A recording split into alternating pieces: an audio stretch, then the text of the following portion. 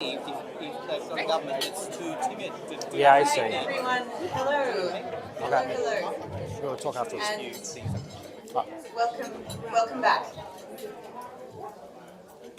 Good to see you all. I hope you enjoyed your lunch. Thank you for whoever is tapping. I am here to officially open the formal part of this John Cain lunch. I'd like to begin by acknowledging that we meet on the lands of the Wurundjeri people of the Kulin Nation and pay my respects to elders past and present. For those of you who weren't here when we started lunch, my name is Kate and I'm the Director of the Centre for Equitable Housing as a part of Capita. And it is my great pleasure to introduce you to today's speaker, Sean Kelly, who does not need a lot of introduction, but I will introduce him nonetheless. He is a weekly columnist for The Age and the Sydney Morning Herald and a regular contributor to The Monthly. He has been awarded the Keith Dunstan Quill for commentary and was a Walkley finalist for his best-selling book, The Game, A Portrait of Scott Morrison. He is also a former advisor to Prime Ministers Julia Gillard and Kevin Rudd, as well as Health Minister Nicola Roxon. And of course, the most important thing that he's achieved is formally working with Per Capita and being part of its formation. So please welcome Sean Kelly to discuss his quarterly essay. Over to you.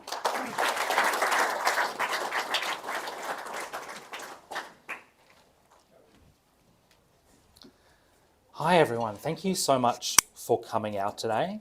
Thank you to Per Capita for having me. It's wonderful to be here. It really is incredible to think back when I was very young and Per Capita was not actually Per Capita yet. Actually, during writing this essay, I discovered an old document from those days because one of the working title of this essay was On Belief in Politics.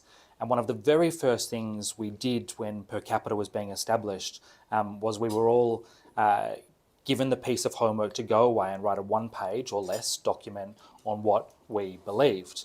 And so I went back to see what my 20-something self believed. And that was a little bit embarrassing and a little bit hardening. And anyway, I absolutely have not brought that with me to read to you today. The reason I start with that is because this essay originated in a couple of different ways. One was that there was a day when I was driving to pick up my son from childcare and I thought I'd give my grandfather's wife, Jo, a call. And Jo's a brilliant person, a bit of a political Cassandra, arch-conservative, predicted Kevin Rudd would be torn down by Labor before that sounded like a sane thing to think. Probably still doesn't sound like a sane thing to think. But anyway, she was obviously right. All of that's fairly irrelevant. She asked me what I believed, and I realised I didn't have a great answer, and I had forgotten that document that I'd written 20 years ago. So that started me down the line of thinking, well, what do I believe? And from there, that kind of transformed into the question of, well, what is belief?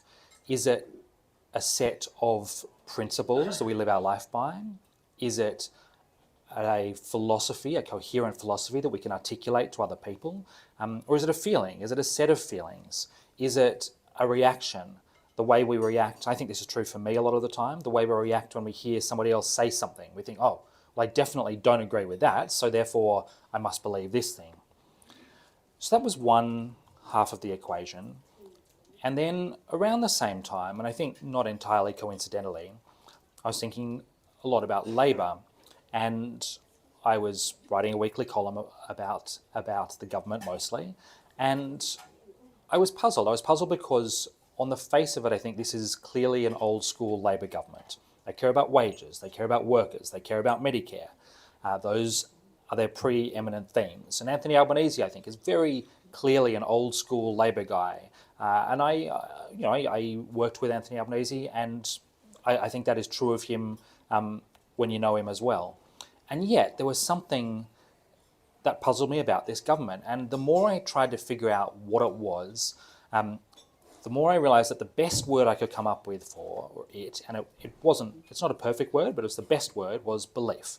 What did this government believe? And when I'm writing something, especially when I'm writing something long, the most important part of that, and an early part of that, but the most important part of that is coming up with a question. And that's partly because I find, especially when you're writing something long, that it needs to be a process of discovery and it needs to be a wrestle.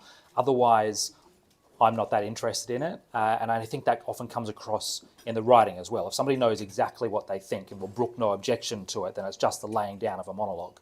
Whereas I'm quite interested in trying to wrestle with something. And once you have that question, or in this case, a couple of questions, you find parts of the answers come scurrying towards you. So for me, one of the things I noticed early on was a pattern in Anthony Albanese's rhetoric. He started talking during the election campaign about the Australian way, and this became a very important phrase for him during the election campaign. And after the election, that was codified into under the title progressive patriotism. And that sounds like a positive doctrine of belief, except that where it started, and this was the Prime Minister's phrase, was him saying that we don't want to copy the ideologies of other nations. So it essentially was about not being something. It was about not being America, not being Donald Trump. And that was very much its political use during that campaign. That was where it originated. And then if you think of his most famous phrase, which is, I like fighting Tories. And I like fighting Tories, great phrase, very forceful, very energetic, immediately defines him in opposition to his opponents, so defined in the negative. And in addition to that, he was asked last year what that phrase actually meant. And I love it when politicians are asked what their words mean, because often they don't have good answers. He did have a good answer. He said it means not giving up the gains that have been made. And by a good answer, I guess I mean a telling answer, because again, we see it framed in the negative. And you can see this even in Labor's, the phrase they use most often to describe what this government stands for, which is nobody left behind, nobody held back. And potentially laudable aims, but it is interesting at least that they are framed not in terms of doing something, they are framed in terms of what we will not do as a government, what we will not allow to happen. And the other interesting thing to notice about the Australian way and fighting Tories and not giving up the gains that have been made is that they are about preserving Australia as it is. And again, that's not necessarily a bad thing. These are potentially laudable aims. They're very potentially Labor aims, making sure that Australia does not become America, does not become Trump's America in particular, making sure that we don't give up the important things that give benefits to Australians, and yet they are about preserving Australia the way it is right now. And that is at least interesting because that is a strikingly conservative sentiment, traditionally. And then I noticed another thing, which is in 2023, I was interviewing the Prime Minister and I said to him, is this a centrist government? And he didn't say yes or no. He said, oh, I don't think he did. What he did say was, we're Labor. And that is a reasonable thing to say. And I think it rings true. When you press down on it a little, you begin to see that it's a little bit circular. It doesn't really give an answer to what does the party believe. Not that that was the question I asked him, to be fair, but it certainly doesn't take me anywhere dramatic. And it bears a relation to something else the Prime Minister said last year, which is he was talking about the factions. He was talking about going into caucus. And he said, when the factions, the left and the right factions, when the various factions go into caucus these days, they don't wear a left hat or a right hat. Everyone wears a Labor hat. And I thought this begins to get at something, because actually one of the important things about Labor through its history is there has been a struggle between two different parts of Labor that were divided to some extent by their beliefs about how change is achieved, by their particular political beliefs. It was a struggle over belief. And I think it's very interesting if the Prime Minister is essentially saying that struggle over belief doesn't exist in the party anymore, or at the very least, it is not an important element of the party anymore. And I think that's interesting because that struggle between Labor, between the left and the right, between pragmatists and idealists, between people who describe themselves as socialists once upon a time and people who describe themselves more as reformists, has been a really important part of debate within Labor, going back decades and decades, going back essentially to its founding. And I think that struggle is important in Labor because it is always, I think it is part of what has allowed Labor and other centre-left parties to talk to vast groups of voters. Because I think that struggle is in all of us. We all essentially know in most situations, I think, what the right thing to do is. We have a gut instinct about it, but we live in the world. We're constrained by circumstance, we're constrained by people around us, we're constrained by our role. And I think when we see a political party essentially represent that struggle back to us, that is an important part of its appeal.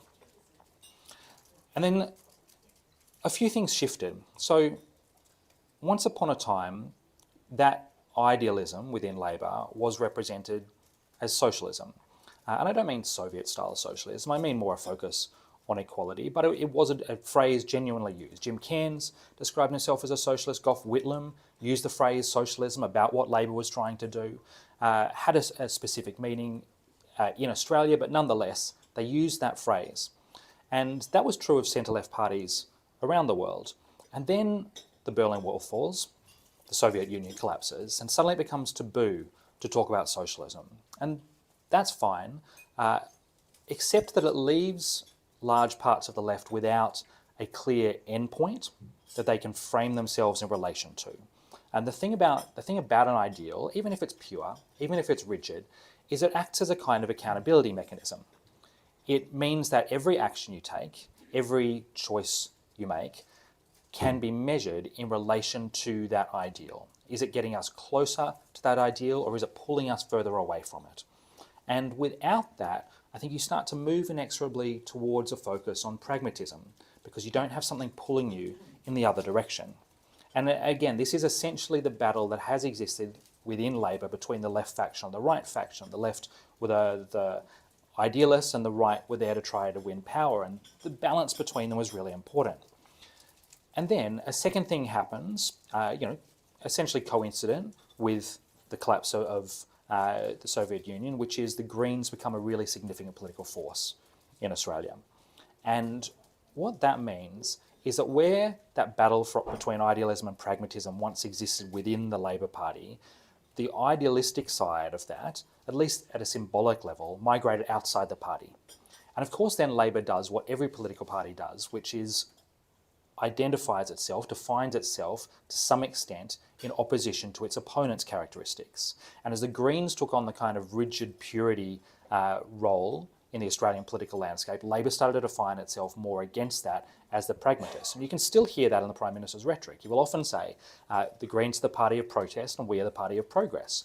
And that's an entirely legitimate argument, but I think it does serve to emphasise this shift that's happened. And then a third thing happens, and it happens just in the last couple of electoral cycles, which is you have a Prime Minister come from very clearly from the left wing of the party. And as of the last election, you have a caucus that is dominated by MPs from the left faction of the party. And that's really interesting because if you look at Labor's history and you see the left as the kind of handbrake on the pragmatism of the right, what happens when the left takes power? Who is there to try to pull them back? And I think that is how you land in the position that Anthony Albanese is talking about. Those various factors feed into the fact that people don't go into caucus with a left hat on or a right hat on, they go in with a Labor hat on. And what that means as well is that you just have very little dissent. And we've seen senior members of former parliamentary parties raise this. Peter Garrett has talked about it, has talked about caucus essentially being mute.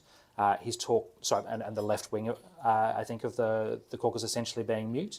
And Doug Cameron, former Senator Doug Cameron, has talked about the left being defanged in relation to the AUKUS debate. The clearest example for me came at the end of last year. There was a report on the ABC about gambling, about lots of Labor MPs being really frustrated with the party's position on gambling, but they would not say so publicly, and they would not say so within caucus either. And that to me is a striking lack of dissent. And there are some small signs that's changing this year, but I think it's been a really interesting feature of this government. Now that lack of dissent comes from another direction as well. And again, we have to look back to Labor's history. And I kind of, in the essay, I draw on my personal history a bit. I write about my experience winning a scholarship to a private school, being there, and I had a great time, very good experience. And also I often felt like a little bit of a duck out of water. My parent, I don't want to exaggerate this. This is not a log cabin story. My parents were fine, but they just weren't. They weren't super wealthy the way many of the kids' parents around me were, and it meant that I learned over time how to mix with the rich. And by the end of high school, I think I felt, well, I felt proud of that. Like I had entered a new society and I was proud of my ability to pass. And I don't say that is a good or bad thing. I say it is something that I found interesting. And it helped make sense for me of my association with the Labor Party, because this is actually a trait of Labor going back a very long way. And it makes sense. If you think about the way Labor began, you're talking about working class blokes, shearers, having to sit in Parliament alongside successful, powerful elites of society. And they had to prove themselves. They had to prove that they were worthy of the task of governing. And that was a difficult task, and it extended to, it wasn't just Australia. In the British Labor Party, the Labor MPs would dress up in court dress. They would dress up fancy to make themselves appear the part. And I think that that's really interesting. It's important to remember whenever we think about Labor and whenever we think about the attitudes of Labor MPs, especially Labor MPs who have been there a long time, because that sense of illegitimacy is really central to the way Labor has thought of itself. And it's really central to the way Labor has been treated as well. The Whitlam years being the really obvious period in which a government was torn down. To a fair extent, there had always been a sense from the Conservatives that the Whitlam government was illegitimate. You have to remember how long the Liberals had been in power by that point. And this has been a really consistent trend within Labor. The Hawke-Keating years shifted that a bit. And the Hawke-Keating years shifted that in a number of ways. One was holding power for a very long time. Another was the ability of that government to get on with business in various respects. And then that was shattered a bit in the Rudd-Gillard years. And I think this is a really important thing to understand when we're talking about the Albanese government, because the Albanese cabinet is still, last time I checked, dominated by Rudd-Gillard alumni. There's certainly a very large proportion of that cabinet. And they, of course, bear the scars from that time, and I speak from personal experience. And there are two particular lessons I think they've learned from that time. And one of them I think they've overlearned. It's not entirely wrong, but I think they've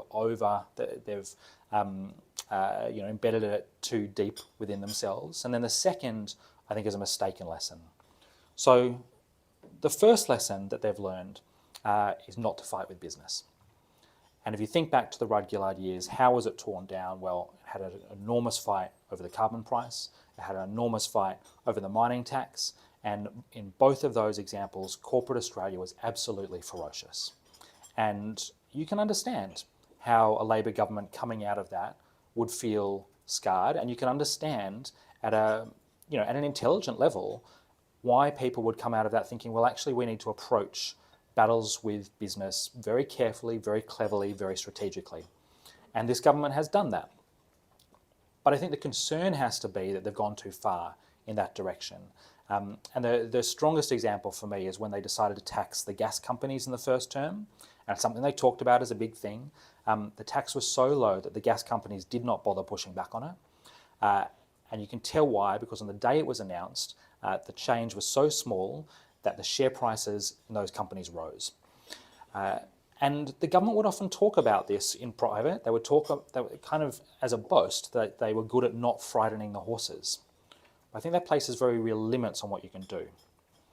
And then the second lesson, I think they've just got wrong, which is they looked at the Rudd-Gillard years and they thought, well, internal disunity brought us down. We need to stamp out all internal disunity. And of course, disunity can be a problem. And John Howard, of course, famously said, disunity is death. And that is true. And there are degrees of these things. And the thing about the Rudd-Gillard years is you need to look back and ask where the problem actually began. The problem didn't begin with disunity. The problem began with a Prime Minister, enormously electorally successful, virtually untouchable politically, with a caucus and a cabinet who were afraid to challenge his authority in any way. And that meant that problems went unchallenged and undiscussed and grew over time until they exploded. And I'm not suggesting that this Labor government is going to make that mistake. I really don't think they will. But you can see the danger in letting problems grow. Debate is a really important part of healthy political parties. It's also important at the level of democracy. Each one of those MPs is representing their electorates. They owe it to their constituents to have these debates, to actually say what they think. The thing that unites both of those elements, the fear of taking on business and the fear of internal dissent, is fear of conflict aversion. And that also comes from a positive role model, if you like. It comes from Bob Hawke. The sense of Hawke picked fights in his day, but also he put an enormous emphasis on consensus. And you can see that in Anthony Albanese's approach. And of course, there's a strong argument for that. And I think one of the strongest arguments you can make in favour of that model, and I should preface this by saying, I might sound negative, but this essay, as I was trying to indicate at the start, really comes from a place of struggle for me. I really struggle to think what to think of this government. There are days when I think, I look at what they're doing and I think, these stack up, these are meaningful things, these are making changes. And there are days when I look at them and I think, you guys are wasting your one chance. And I kind of go between those two poles. So one of the arguments for that approach, I borrowed from the Italian novelist Italo Calvino, and he writes about Perseus, the Greek hero and demigod, and he writes about Perseus as an embodiment of lightness. And he talks about the way that he killed Medusa, the Gorgon, who you could not look at, hair of snakes, that you could not look at her or you would turn to stone. And what Perseus did is he looked at her, but only in his shield. He looked at her reflection, and he was able to slice off her head.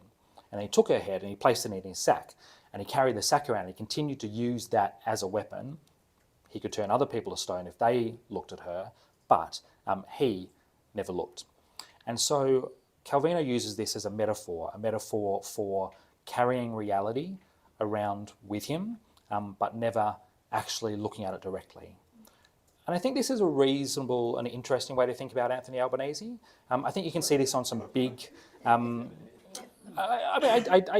don't mean it damningly, but certainly you can read it that way. I think you can see it on big issues like Gaza, like Trump's rising authoritarianism. They're issues he deals with. They're issues that clearly shadow him, but that he never quite takes on, at least pre-Bondi. And I think you can see it in his wider approach as well. And there is a logic to that. There is a logic at a time of immense polarisation at which small issues can be turned into large issues very quickly and divide the populace, to tread lightly. And the argument, I think, in favour, the best argument is that we are in this strange period, this fascist-adjacent period, where right-wing movements are rising everywhere, and very recently we've seen that in Australia. And he is trying to hold the country together and get from one side of this era to the other. Now, unfortunately, there's also a very strong argument against that. Here is the difficulty with conflict aversion. There was an American philosopher, Richard Rorty, died in 2007, the year that Kevin Rudd came to power, coincidentally, obviously. He wrote about 30 years ago about the Democrats relinquishing any talk of redistribution, of leaving a vacuum at the heart of American politics, what he described as the sterile centre. And he said, if this approach continues, what we will see in America, what we will see in America is the rise of a strongman. We will see the ultra-rich take over the running of the economy. We will see jocular contempt for women come back into fashion, and racial slurs spread throughout the land. And that, of course, is exactly what we have seen. And there are arguments, of course, about how exactly Trump and similar movements have come about. But I think one of them you have to place at the centre is exactly what Rorty was talking about, which is redistribution or the lack thereof. It is inequality. And this is an increasing problem in Australia. Two very quick examples. One, housing. 85% of people now do not believe that you can get a house without parental assistance, which speaks to the despair, I think, in the community, or the sense of impossibility, the sense of that dream having died. Secondly, in fact, I learned a couple of years ago, I'm sure some people in this room know it, which is that our schooling system, which you would expect to shrink the gap between students over the course of those years, in fact widens the gap. Our schooling system makes inequality worse. So for me, the argument against treading lightly is that inequality needs to be tackled. If you're going to fight off the threat of fascism, there's a very great chance that you have to fight off the threat of inequality, or fight off rising inequality. And the thing about fighting inequality is you cannot do it without picking fights. There will always be people who lose out. They will be people who will be losing wealth, or there will be people who will be losing the opportunity to create more wealth. There is no way around that. Now, I want to end fairly soon. I want to end reasonably positively, because I think there are some green shoots, and I think, as I say, I vary between polls, and there are reasons to see the government quite differently. Number one, it is worth bearing in mind that this government's argument that it makes sometimes, it's a little bit confused. Sometimes it insists it's a bold government. Sometimes it argues that it's not really a bold government, and the reason for that is it wants to stay in government for a long time. It doesn't quite say the first bit of that out loud, but that's the implication. At any rate, it makes an argument for incrementalism, and it certainly so far has largely been a gradualist government.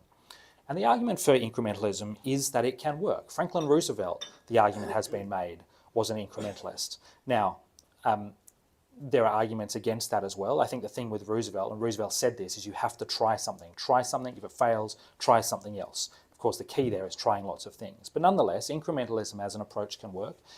You could say that superannuation in the Hawke-Keating governments, the development of that system, was essentially incrementalist.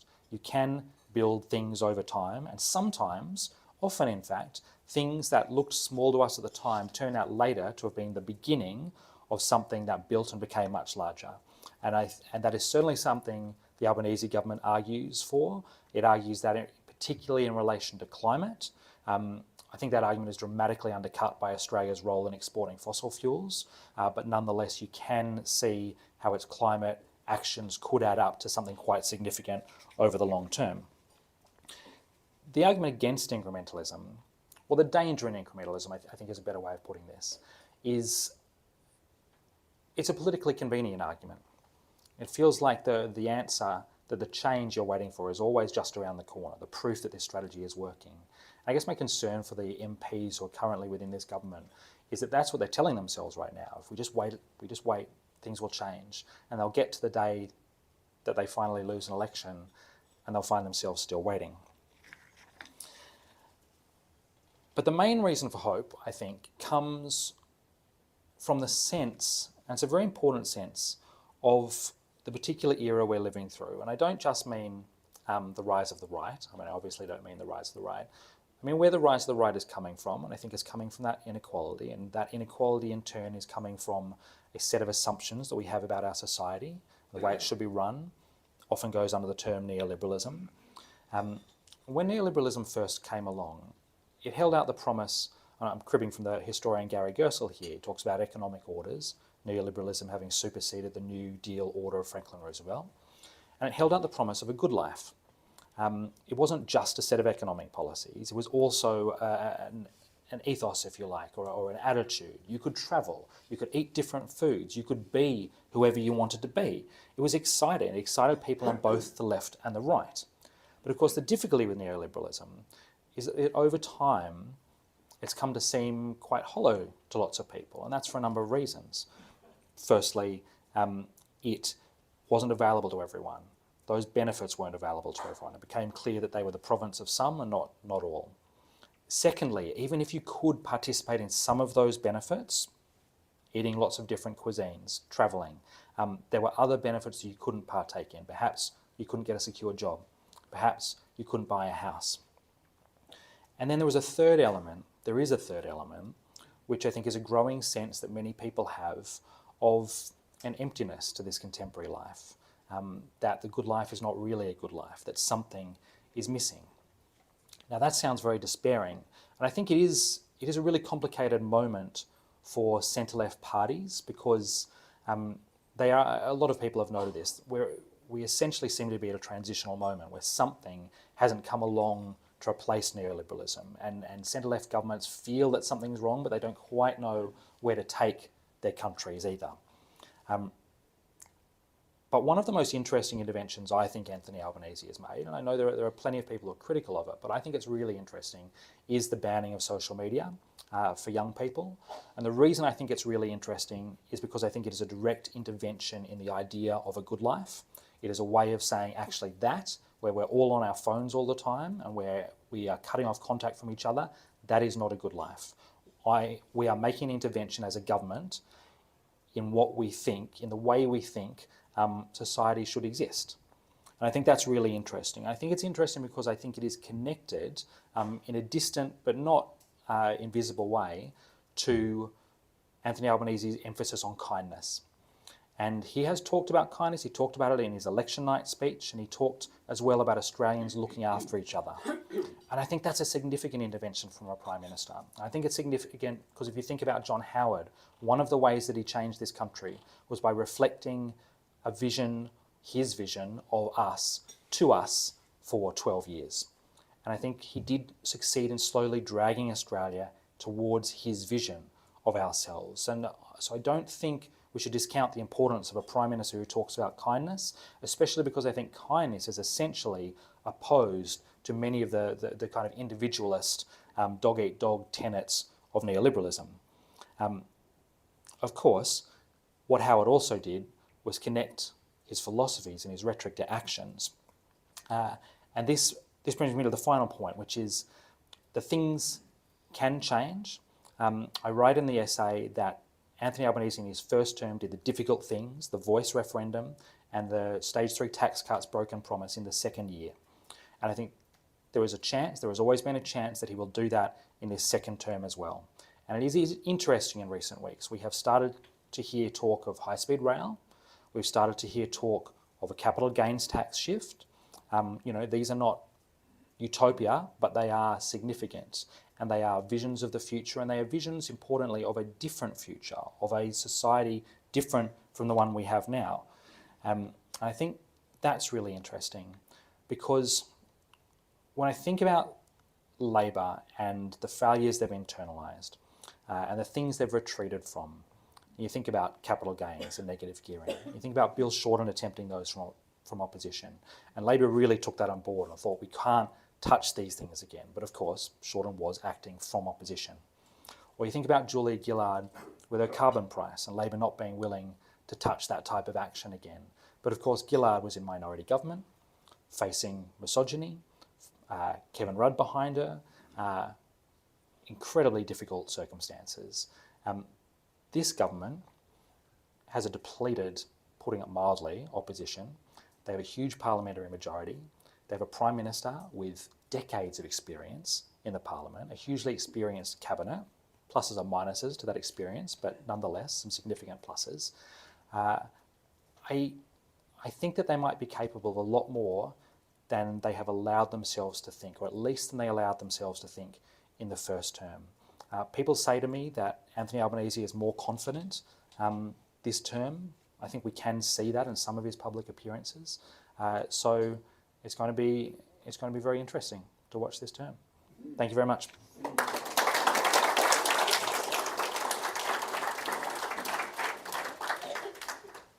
I think we're taking questions now. We are, yes. Yeah. I'll just let people know what's happening so we can hear on the live stream as well.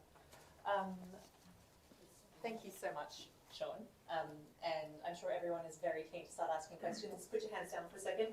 I need 2 minutes. I just need to let you know a few things. One is that Meredith is over here. She will be waving not 1 but 2 microphones at you if you answer a question. That is because one is for this room, the other is for the live stream. It's not because she's just feeling like a megalomaniac. It's fine. If you are watching the live stream, you can enter a question in the chat and we will endeavour to pick that up as well. And I just need to say, please ask questions, don't give monologues, the usual rules apply. And because I'm the person with the microphone, I get first right of reply, which is thank you so much, Sean. I think one thing that I take away from your essay and from this presentation today is this question of pragmatism versus idealism, and it's important in politicians and political parties, but also very much for think tanks, and is a path that we try to tread at Per Capita as well. And it's really wonderful that we've been putting out all of this argumentation for capital gains tax concession changes and negative gearing treatment changes for such a long time as a think tank, and just to hear you end on that positive note about perhaps things are shifting in that area, it just speaks to that benefit of continuing to push that idealism. It's not even that idealistic, but continuing to push that policy line and hopefully seeing some change. So I will, I'll open the floor to questions, and we'll try and pick up as many people as we can. This is just standing there. G'day, Sean. Really enjoyed your essay. Thanks for the contribution you've made to the debate about the current state of the Labor Party and its future directions. I am thinking about the point you made about the goal of redistributing wealth. One of the other great goals of the Labor Party and the movement is to redistribute power. And I think that I wonder your thoughts on the current state of the party, whether it has a project for expanding democracy, considering the kind of the history that the Prime Minister has come through in the New South Wales left, and trying to expand party democracy and how that relates to a broader democratic project, and some of the things that we're seeing with state governments, particularly undermining protest laws and freedoms in that respect. Yeah. I don't want to pretend I've refreshed myself recently on the detail of various protest laws, but I have been dismayed over the last few years, and I mean prior to the most recent debate.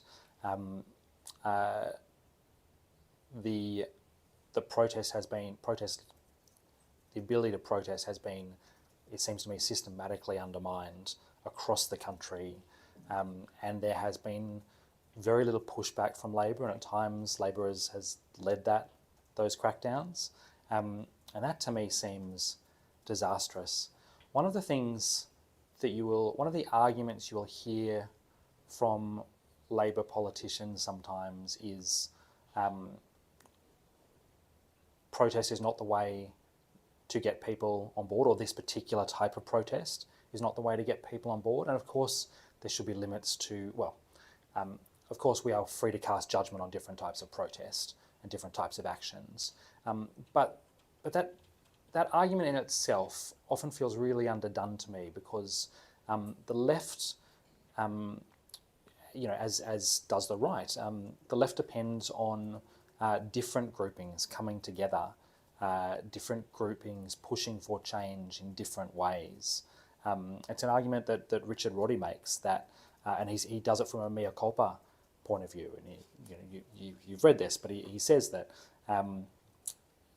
that the reformist parts of the Democratic Party were tired. They were too tired to push for the change that needed to be pushed for around the time of Vietnam and the Civil Rights Movement. And you needed the protesting, revolutionary parts of the left to push for those things. So I become concerned when I hear parts of the Labor Party talk in a way that is dismissive of protest, because I think it's an incredibly important part of the democracy. And I certainly, I worry in many different directions about our ability to conduct conversations as a country. But you asked initially about expanding power and expanding democracy. It seems very bureaucratic. I don't think it will excite many people, but I think it is, and it will probably help the ALP. So, but it is interesting, potentially important, that Labor seem to be thinking about expanding the number of seats in the Parliament, because certainly there's an argument that people aren't represented quite well enough at the moment.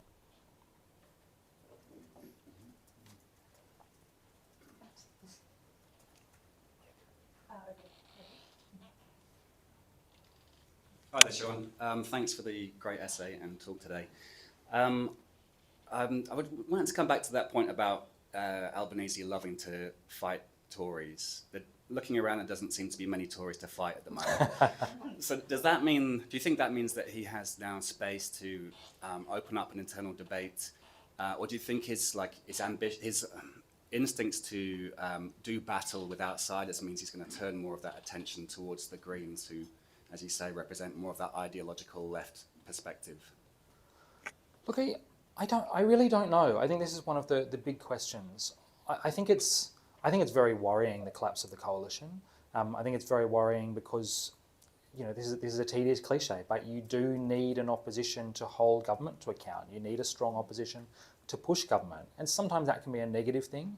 But I think that the truth about people in power, whoever they are, is that the tendency is towards not doing things.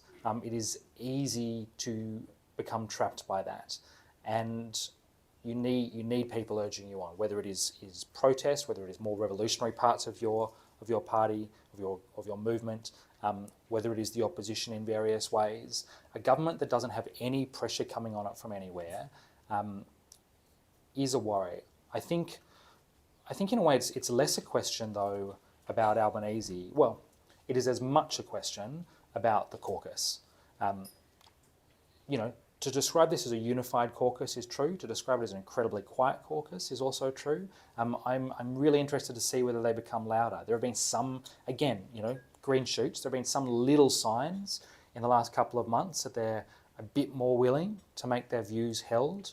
The caucus is obviously significantly larger than it was before the election, and I do think there will begin to be a sense in Labor of, well, we are 4 years in.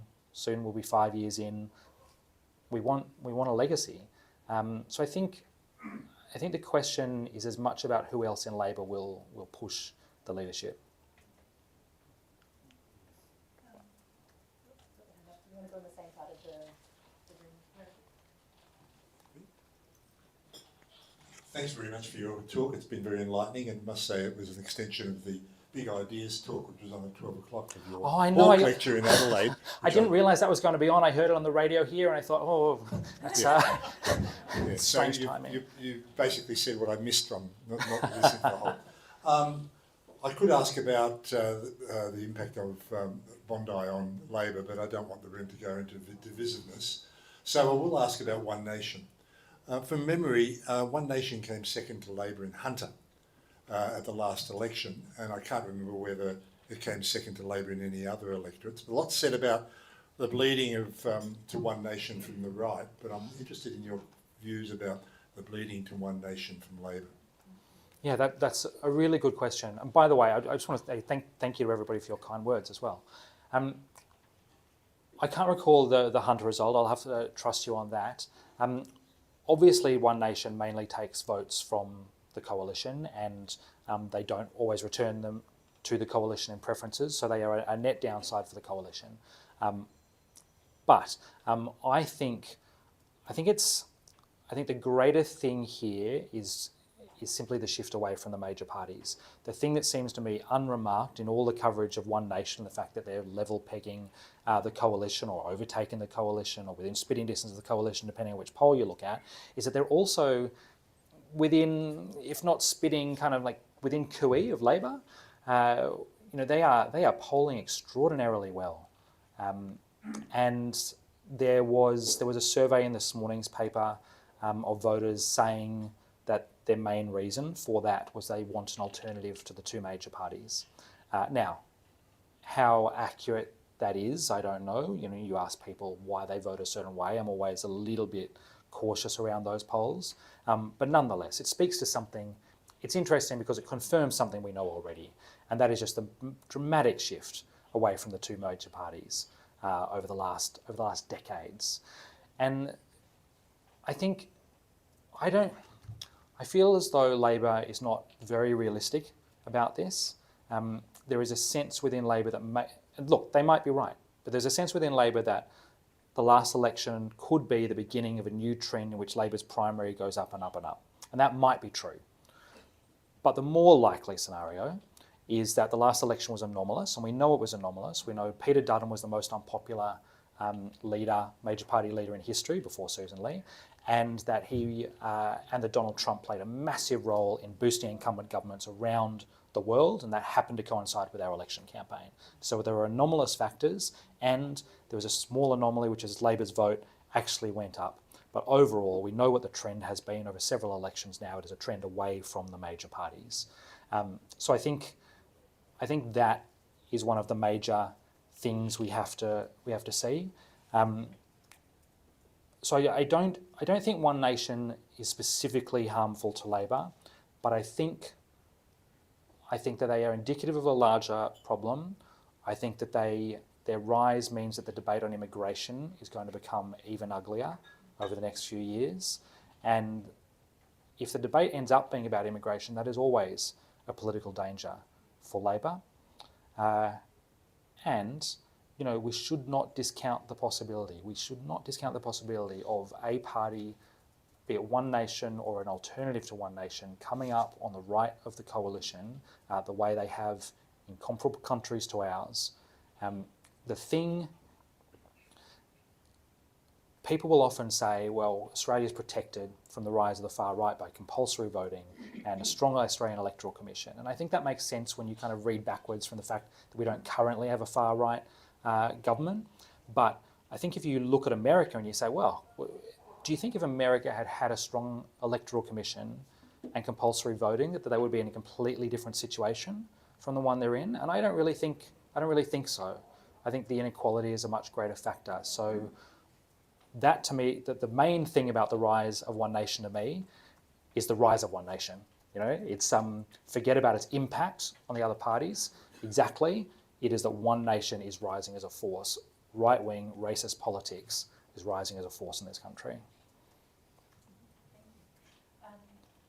I'll come to you next, but because Meredith's already here, maybe someone on this table.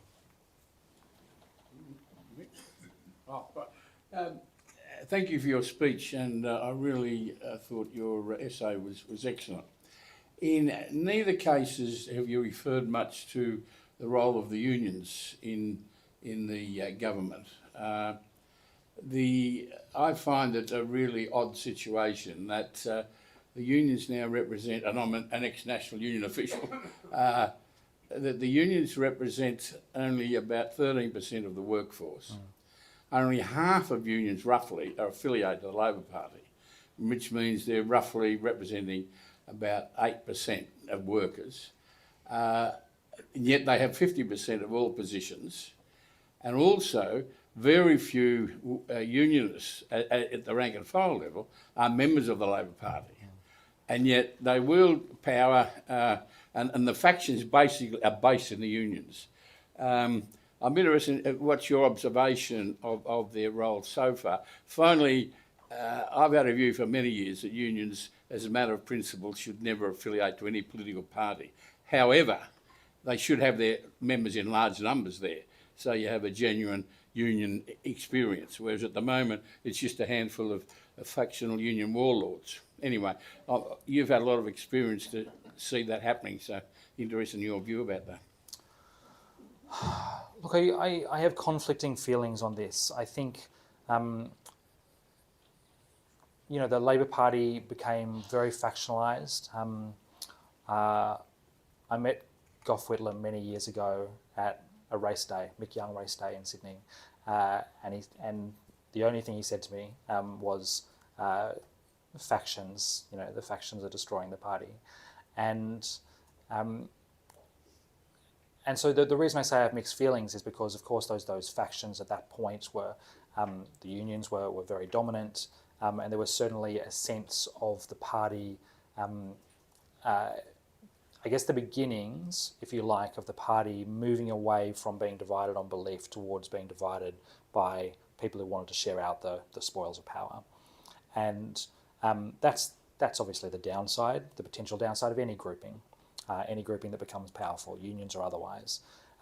But I tend to think that the decline of unions' mass membership has been a disastrous thing for the Labor Party. And it's been a disastrous thing politically, of course. They lose a massive force, a massive campaigning force. But also, to come back to that idealism point I was making earlier, I think if you lose that, you lose a governing sense of purpose. And the Labor Party still, I think, does still take very seriously its responsibility to workers. And I think some of the most important things this government has done so far have been in the industrial relations space. So I don't think it's vanished at all. But could it be stronger? Absolutely. And a point that somebody made to me recently is, you know, a Labor Party that was really not afraid of conflict could go a lot harder in favour of unions if it wanted to. Now, there are arguments on either side, but I thought it was an interesting point. You know, if you really wanted to challenge free ride, you know, you could try to do that because, you know, this is a point more and more commonly made. The weakening of unions has been a problem for the Labor Party in various ways, but it's been a problem for society. It's been a problem for society because, you know, and this began under Hawke and Keating, realistically, but the trade union movement was weakened, and it meant that workers' bargaining power was significantly decreased, and wages declining in relation to asset prices in particular is one, you know, it has many factors, but that is one of the outcomes, and that is a significant part of the problem in the country today.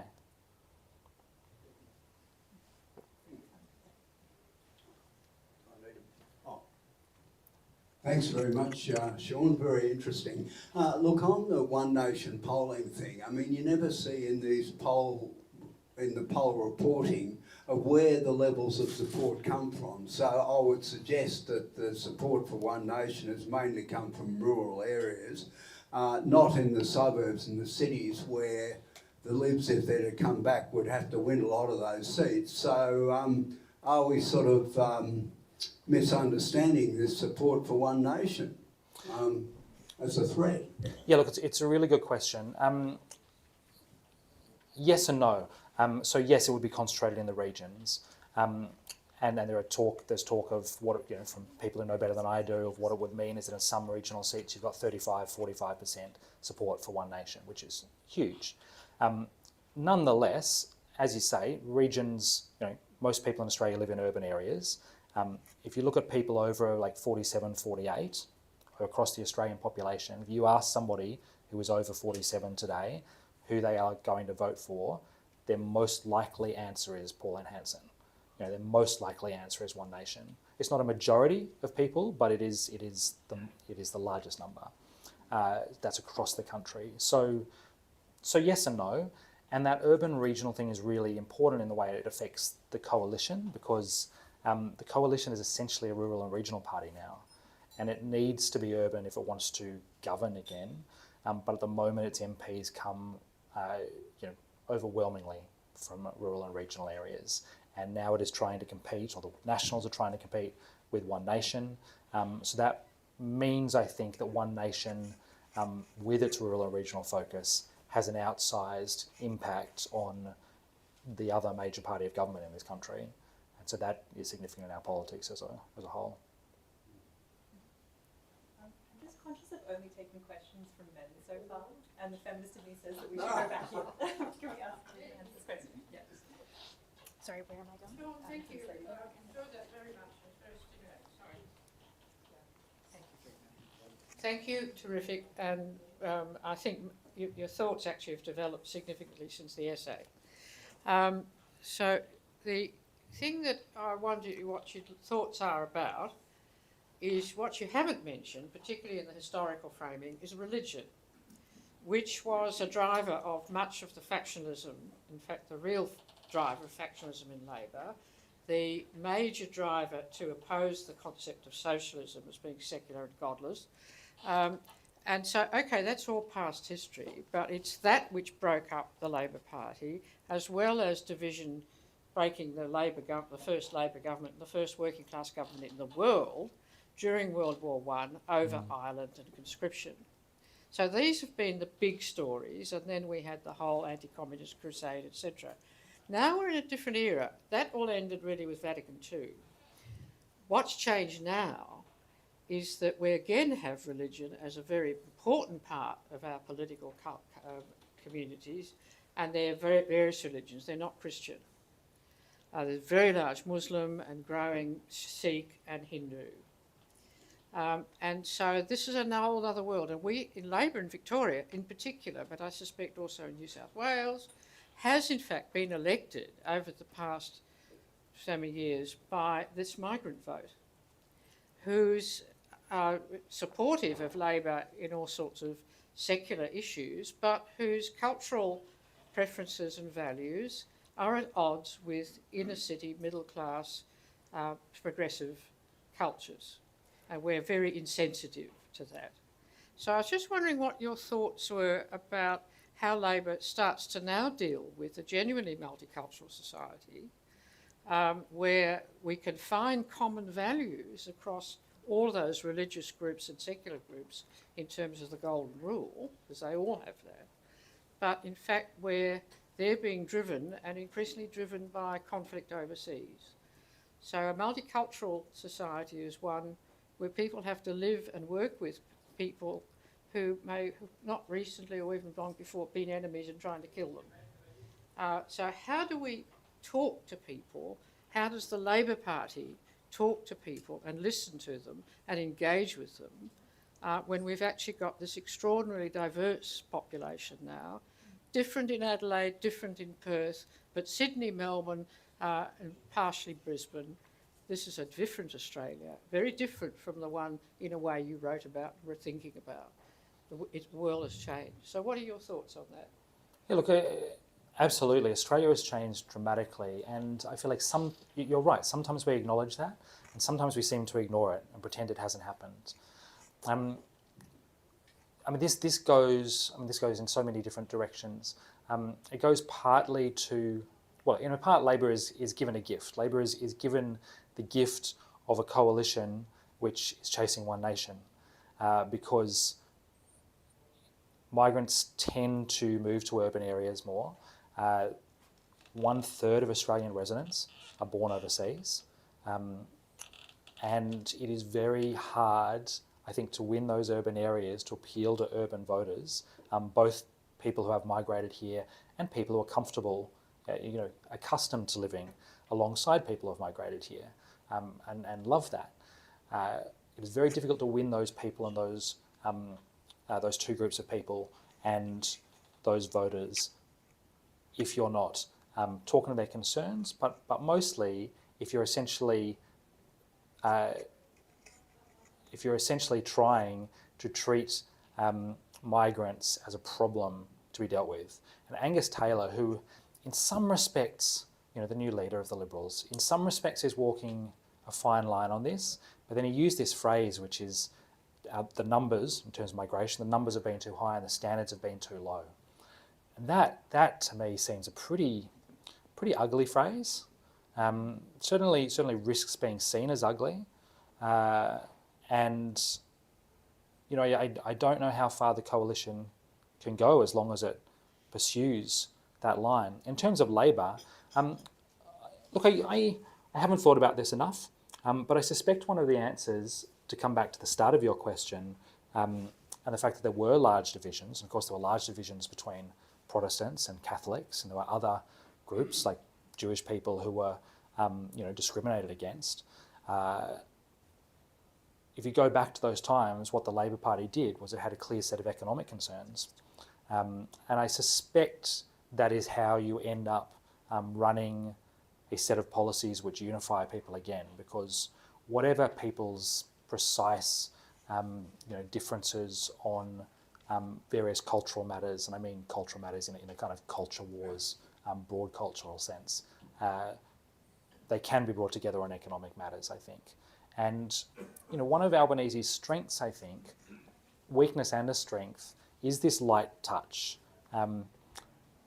He's often criticised, for not taking leadership, especially over Israel and Gaza over the last few years.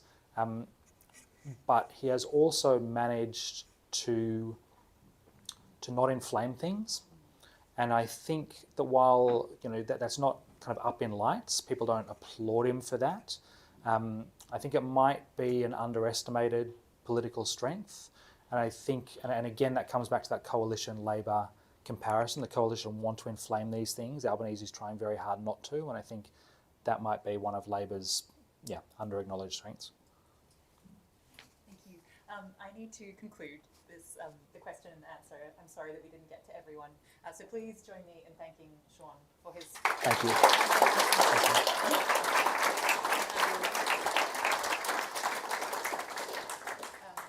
I just have a few little admin things to say, which is if you would like to purchase Sean's essay, then you can head to the Quarterly Essay website, and we have a code, which is use the code $7 for a $7 discount, funnily enough. That's the dollar symbol and then the number 7. And you can also get free shipping with the code FREESHIP, which is all capital letters, one word. Our March John Cain lunch will be Wednesday the 18th of March, and we are still confirming that speaker, but we'll announce it via our newsletter, which you should all, of course, be signed up to, but if you're not, you can do it on the website. And thank you once again for being here today.